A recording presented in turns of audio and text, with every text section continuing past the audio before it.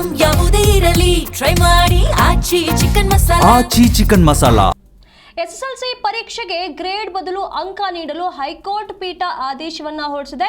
ರಾಜ್ಯ ಸರ್ಕಾರದ ಪುನರ್ ಪರಿಶೀಲನಾ ಅರ್ಜಿಯನ್ನ ವಜಾಗೊಳಿಸಲಾಗಿದೆ. ಗ್ರೇಡ್ ನೀಡುವ ಪದ್ಧತಿಗೆ ಹೈಕೋರ್ಟ್ ಅಂಕುಶವನ್ನ ಹಾಕಿರುವಂತದ್ದು. ಮೊದಲಿಗೆ ಅಗತ್ಯವಾದ ನಿಯಮವನ್ನ ರೂಪಿಸಬೇಕು.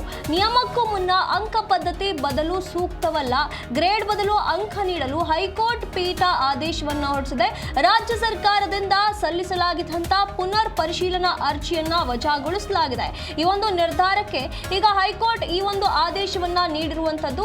ಗ್ರೇಡ್ ನೀಡುವ ಯೋಚನೆಯನ್ನ ಮಾಡಲಾಗಿತ್ತು, ಆದ್ರೆ ಗ್ರೇಡ್ ಬದಲಿಗೆ ಅಂಕವನ್ನ ನೀಡಬೇಕು ಅಂತೇಳಿ ಹೈಕೋರ್ಟ್ ಪೀಠ ಆದೇಶವನ್ನ ಹೊರಡಿಸಿದೆ.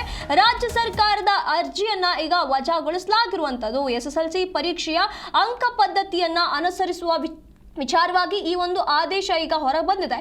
ಗ್ರೇಡ್ ನೀಡುವ ಪದ್ಧತಿಗೆ ಹೈಕೋರ್ಟ್ ಅಂಕುಶವನ್ನ ಹಾಕಿರುವಂತದ್ದು.